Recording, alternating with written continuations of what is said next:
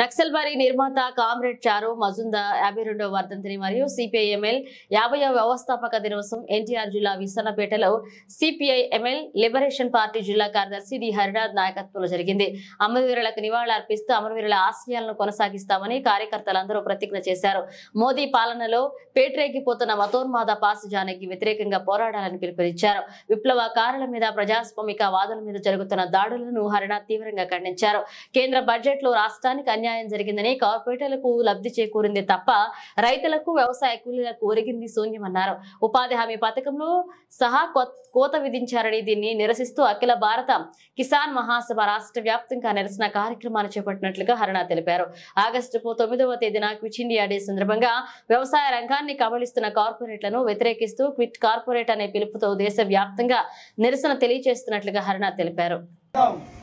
ఈ రోజు దేశవ్యాప్తంగా సిపిఎంఎల్ లిబరేషన్ వ్యవస్థాపకులు కామ్రేడ్ చారు మజుందారు 52 సంవత్సరాల వర్ధంతిని ఈ రోజున అన్ని చోట్ల కూడా జరుపుకోవడం జరుగుతుంది. ఈరోజు ఒక చారిత్రక ప్రాధాన్యత ఉంది.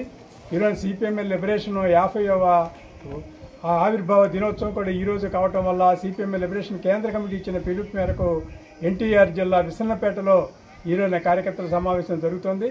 ఈరోజు ప్రధానంగా భారతదేశంలో మతోన్మాద ఫాసిస్టు శక్తులు ఏవైతే ఉన్నాయో విప్లవకారుల మీద, ప్రజాస్వామిక మీద, రైతుల మీద, విద్యార్థుల మీద, అన్ని వర్గాల ప్రజల మీద కూడా దాడులు విపరీతంగా జరుగుతున్నాయి. ఈ దాడులకు వ్యతిరేకంగా మతోన్మాద ఫాసిస్టు శక్తుల్ని నివారించేందుకు ఈరోజు విప్లవకారులు, ప్రజాస్వామికవాదులందరూ కూడా కృషి చేయాల్సిన అవసరం ఉంది. ఈరోజు కేంద్రంలో అధికారంలో ఉన్న మోడీ ప్రభుత్వం బుల్డోజర్ పాలనకు వ్యతిరేకంగా 2024 ఎన్నికల్లో ప్రజలు తీర్పునివ్వడం జరిగింది. ఈ క్రమంలోనే సిపిఎంఎల్ లిబరేషన్ బీహార్లో 2 ఎంపీ స్థానాలను కూడా గెలుచుకోవడం జరిగింది. పార్లమెంటులో కూడా ప్రధాన ప్రతిపక్షంగా ఈరోజు సిపిఎంఎల్ లిబరేషన్ ఆవిర్భావం జరిగింది. సిపిఎంఎల్ లిబరేషన్ ఏదైతే ఉందో పార్లమెంటు పోరాటాలని, పార్లమెంటేతర పోరాటాలని కూడా సమన్వయం చేస్తూ ముందుకెళ్తుంది. రాష్ట్రంలో జరుగుతున్న, కేంద్రంలో జరుగుతున్న నిర్బంధకాండకు వ్యతిరేకంగా విశాల ఐక్య సంఘటన ఏర్పాటు చేసే క్రమంలో సిపిఎంఎల్ లిబరేషన్ తీవ్రంగా కృషి చేస్తుంది.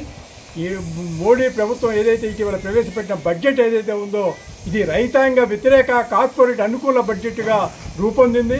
ఈ రోజున బడ్జెట్ నిరసనగా కూడా ఈ రోజున అఖిల భారత కిసాన్ మహాసభ దేశవ్యాప్తంగా కూడా నిరసన ఆందోళన చేపట్టడం జరుగుతుంది. రేపు 9వ తారీఖు ఆగస్టు 9వ తారీఖు ఏదైతే ఉందో ఆ రోజున బ్రిటిష్ వాళ్ళని ఈ దేశం నుంచి వెళ్ళిపోవాలని క్విట్ ఇండియా అని పిలుపునివ్వడం జరిగింది.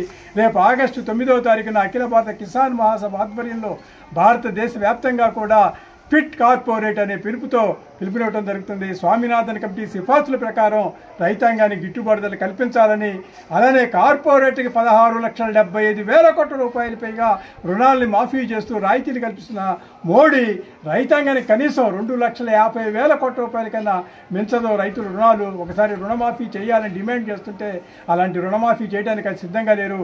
ఈరోజు రాష్ట్రానికి ఏదో కేంద్ర బడ్జెట్లో వనరులు వచ్చినాయని చంద్రబాబు ప్రచారం చేస్తున్నాడు. మనం చూసుకున్నట్లయితే మరి అమరావతికి 15,000 కోట్ల రూపాయలు ఇచ్చామని చెప్తున్న అమరావతికి ఇచ్చింది కూడా ఈ రోజున అది కేవలం అప్పు తప్పితే అది ఎటువంటి గ్రాంటు కాదు. రాష్ట్రానికి సంబంధించిన విభజన హామీలు, ప్రత్యేక హోదా ఇవ్వకుండా మోసం చేసిన మోడీ ప్రభుత్వానికి వ్యతిరేకంగా అందరం కూడా గళం ఇప్పాల్సిన పరిస్థితులు ఉన్నాయని చెప్తున్నాను. నా పేరు డి హరినాథ్, సిపిఎంఎల్ లిబరేషన్ రాష్ట్ర కార్యవర్గ సభ్యుడు. జోహార్ కామ్రేడ్ చారు మజుందార్, జోహార్ కామ్రేడ్ చారు మజుందార్, చారు మజుందార్ ఆశయాలు, చారు మజుందార్ ఆశయాలు, సిపిఎంఎల్ లిబరేషన్, సిపిఎంఎల్ లిబరేషన్, జోహార్ కామ్రేడ్ వినోద్ మిశ్రా, జోహార్ కామ్రేడ్ నాగభూషణ పట్నాయక్.